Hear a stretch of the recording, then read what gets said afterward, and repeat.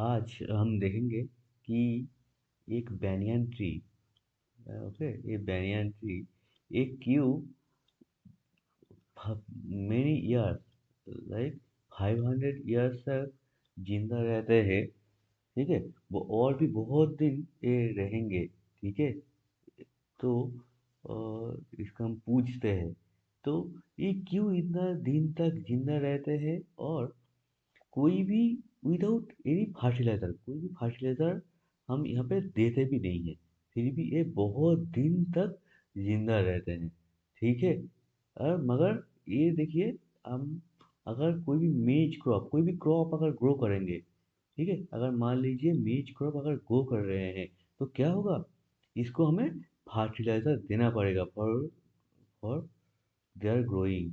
Okay, क्यों है ये, ऐसा क्यों है कि मेज को ग्रो करने के लिए फर्टिलाइजर देना पड़ता है, मगर एक बैनियन ट्री जो बहुत दिन से ये धरती में है, मगर उसको कोई फर्टिलाइजर देने का जरूरत ही नहीं पड़ रहा है।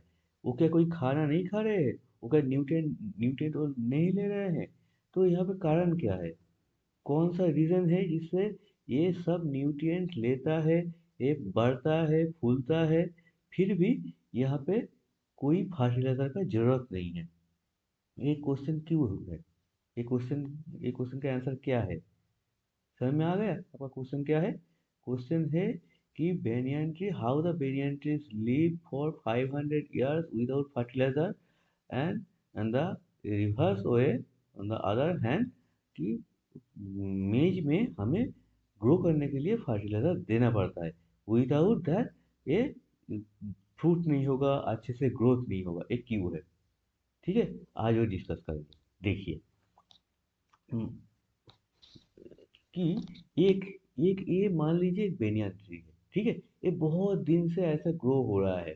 तो क्या है, मान लीजिए यहाँ पे बहुत सारा न्यूट्रिएंट है, एन, पी, के, कैल्शियम, मैग्नीशियम, सब कुछ न्यूट्रिएंट यहाँ पे सॉइल में है।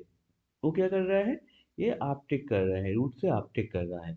सिमिलर चीज यहाँ पे मेज में भी हो रहा है, यहाँ पे भी एन, पी, के, बाकी सब न्यूट्रिएंट है, ये भी अपटेक कर रहा है। ठीक है, तो यहाँ पे दोनों में डिफरेंस क्या है, देखिए, दोनों में डिफरेंस ये है, मान लीजिए ये कोई न्यूट्रिएंट अपटेक कर रहा है, मान लीजिए पोटासियम ये अपटेक कर रहा है।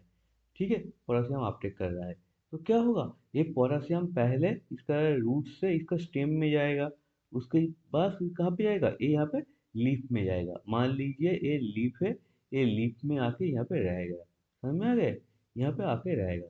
सिमिलर चीज यहाँ पे भी हो रहा है, यहाँ पे भी रूट मान लीजिए पोटासियम अपटेक कर रहा है, थ्रू स्टेम से यहाँ पे लीफ में जा रहा है, मान लीजिए ये लीफ में जा रहा है। उसके बाद क्या होगा, ये लीफ से ये जो कॉब है, कॉब में जाएगा, धीरे धीरे ऊपर में जाएगा, एक कॉब में जाएगा। मान लीजिए यहाँ पे पोटासियम आ गया, अभी पोटासियम मेज का लीफ में है, मेज का, यहाँ पे मेज का फ्रूट में है। ठीक है, यहाँ पे भी इसका लीफ में है, और आप बेनेंटे का फ्रूट देखें, रेड रेड कलर का छोटा छोटा फ्रूट होता है, यहाँ पे भी है। समझ में आ गया, क्लियर। अभी देखिए दोनों में डिफरेंस क्या है, अंतर क्या है।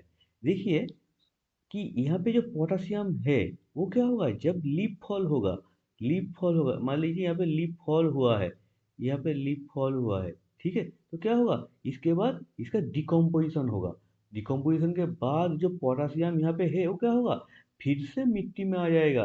तो देखिए क्या है, यहाँ पे पूरा एक साइकिल हो रहा है, पूरा साइकिल हो रहा है। यहाँ पे कुछ पोटासियम लॉस नहीं हो रहा है, यहाँ से बाहर नहीं चला जा रहा है, ये नहीं हो रहा है, तो यहाँ पे पूरा चीज यहाँ पे ही रह रहा है। ऑन द अदर हैंड यहाँ पे क्या हो रहा है, देखिए, यहाँ पे जो पोटासियम है वो क्या रिटर्न जा रहा है, ये जो कॉब है ये क्या है, हम ह्यूमन कंजम्पशन के लिए खाते हैं, तो ये मिट्टी में जा रहा है, नहीं जा रहा है। ये जो पोटासियम, ये जो लीफ है, ये जो पूरा स्टेम है, ये किस में जाता है, ये हम फॉडर के लिए यूज करते हैं। ठीक है, तो क्या होगा, अगर यूज करेंगे तो क्या होगा, ये क्या मिट्टी में जाएगा, नहीं जाएगा, तो क्या होगा, पोटासियम जो रहेगा वो बाहर चले जाएगा, वो यहाँ पे नहीं आएगा, तो पोटासियम क्या होगा, कम हो जाएगा। तो उस पोटासियम को अगर जो कम हो गया, उसको रिप्लेनिश करने के लिए क्या होगा, हमें यहाँ पे फिर से फर्टिलाइजर देना पड़ेगा। समझ में आ गया, तो बेसिकली यहाँ पे क्या होता है, बेसिकली यहाँ पे एक न्यूट्रिएंट साइकिल होता है। ठीक है, यहाँ पे जो प्लांट है वो न्यूट्रिएंट यहाँ पे अपटेक कर रहा है, वो प्लांट का यहाँ पे लीफ में जा रहा है, उसके बाद क्या होगा, उसके बाद लीफ फॉल होके होने के बाद वो फिर से हमारा सॉइल में आ जाएगा। एक पूरा साइकिल रहता है, ठीक है, समझ में आ गया। और ऑन द अदर हैंड इसमें क्या होता है, ग्रेन में हमारा कोई क्रॉप में जैसे मेज हम यहाँ पे ले लिए, यहाँ से क्रॉप क्या होगा, यहाँ पे जो भी पोटासियम है या जो भी न्यूट्रिएंट है वो क्या होगा, पूरा इधर से सॉइल के निकल के पूरा ह्यूमन के बॉडी में जा रहा है। और नहीं तो अगर लीफ में कोई पोटासियम है तो सॉइल से निकल के कहाँ जा रहा है, वो जा रहा है एक काऊ का बॉडी में। समझ में आ गया। तो यहाँ पे क्या होगा, यहाँ पे पोटासियम पूरा डिक्रीज हो जाएगा। उस पोटासियम के लिए हमें एमओपी देना पड़ता है, म्यूरेट ऑफ पोटास फर्टिलाइजर हमें सॉइल में देना पड़ता है। समझ में आ गया पूरा चीज। बहुत इंटरेस्टिंग है ना। देखिए, तो इसलिए ये जो फॉरेस्ट है, ये फॉरेस्ट बहुत दिन तक जिंदा रहता है, क्योंकि यहाँ से कोई भी न्यूट्रिएंट बाहर नहीं जाता है। जो न्यूट्रिएंट ये लोग यहाँ से ऊपर लेता है, वो जब ये ड्राई होता है या लीफ फॉल होता है, वो फिर से नीचे आता है, नीचे आके मिट्टी के साथ मिक्स हो जाता है, फिर से ये अपटेक करता है। तो ऐसा पूरा साइकिल फॉरेस्ट में चलता है, इसलिए ये एक सस्टेनेबल सिस्टम है, ये कोई भी रिप्लेनिश नहीं होता है। समझ में आ गया। ओके, ठीक है, थैंक यू।